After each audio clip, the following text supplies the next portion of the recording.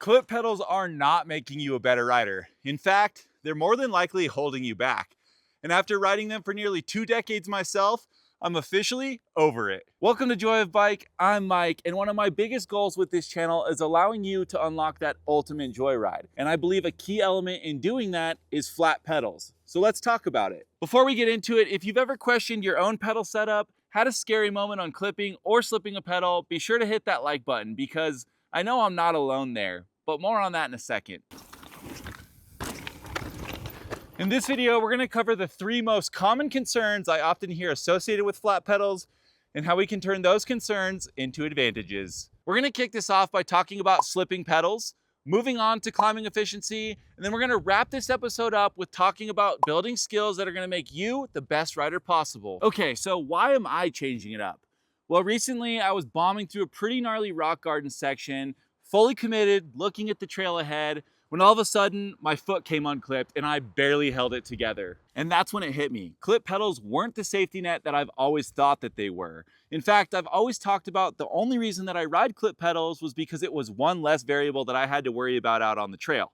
But boy, was I wrong. Over the last handful of years, I've run into this exact situation a number of times, and thankfully I've been able to respond without catastrophic failure. But after riding clip pedals for nearly 2 decades, I'm definitely stoked I came to the realization that I wanted to switch back to flat pedals.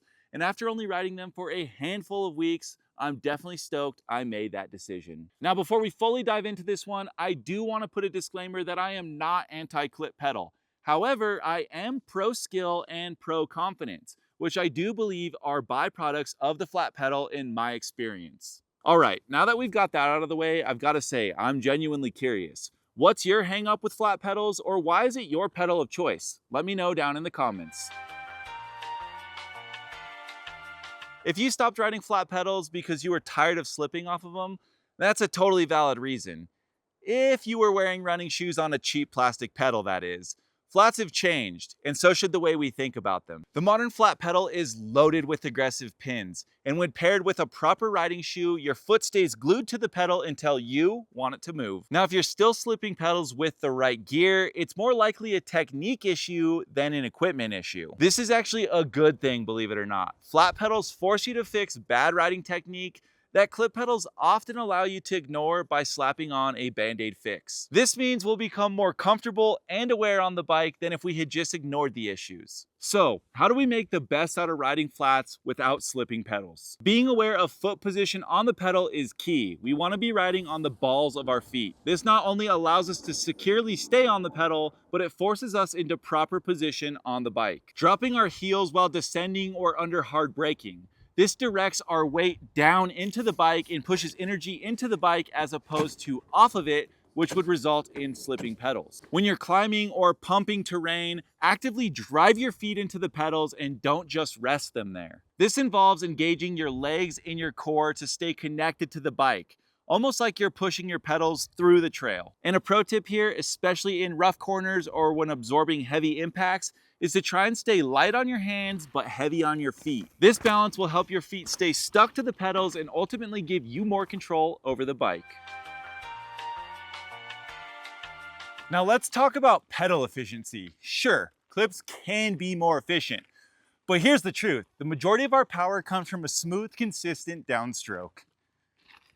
Studies have shown that the act of pulling up on your clip pedal doesn't actually give you that much gain to your overall power output. And here's the reality. To unlock that additional marginal power output, you need smooth, consistent circular pedal strokes, which is almost impossible to master without having first done it on flat pedals. So, how do we get the most out of our flat pedal strokes? We want to do our best to avoid mashing the pedals with the balls of our feet. Instead, we want to apply smooth, steady pressure throughout the pedal stroke. The way I like to envision this is pedaling in a smooth and steady circle as opposed to just mashing those pedals up and down. One of the biggest keys with efficiency on flat pedals is keeping our heels slightly down. This is not only going to help us stay planted on those pedals and not slip off of them, but it's also going to help with power delivery, whether we're pedaling or just simply putting energy into the bike. And lastly, we want to practice our pedal cadence. This means finding a gear that lets us pedal in a consistent rhythm that's not too slow and choppy or fast and out of control. And let's be real, that additional power gain from clip pedals might be nice for long drawn out climbs or for racing, but for everyday riding, I'd rather have the ability to dab my foot, reposition it on the pedal, or change my line with confidence. And while we're sitting here talking about confidence, I want to talk about a time that I wasn't feeling so confident. I had just wrapped up one of those perfect days out on the bike. You know, big views, big effort, all the good things. It was so much fun. And I was driving home and stopped for tacos, which is my usual post-ride ritual. But when I pulled out my card to pay, boom, declined. So I pulled up my account and realized that somebody had racked up a ton of charges in another state. Turns out my credit card information had been stolen, and thankfully it was just my card. If your personal information gets leaked, like say your social security number, the damage can be way worse. And the worst part is most companies won't even tell you that they've been hacked. On average, it takes companies 277 days to report a breach. That's almost 9 months of somebody having your personal information and potentially messing with it. And that's why I use today's video sponsor, Aura. Aura scans the dark web for my information and alerts me if it's been exposed. They also monitor my credit information and bank accounts in real time, so I don't have to find out the hard way like I did with that stolen card. And if the worst happens, Aura has $5 million in identity theft insurance to help fix it. Unfortunately, in today's world, fraud isn't if, it's when. So try Aura free for 14 days by visiting aura.com/joyofbike or hitting the link in the episode description down below to see if your information's out there before somebody else does. And just like that, my confidence has been restored. Thanks so much to Aura for sponsoring this video. Now let's get back to it. You've heard us talk about it time and time again. Regardless what skill you're trying to learn, whether it's a bunny hop, a manual, jumping, cornering, whatever it may be, I believe that progression should always start with flat pedals. One of the many advantages to flat pedals when you're learning new skills is it forces you to learn with proper technique.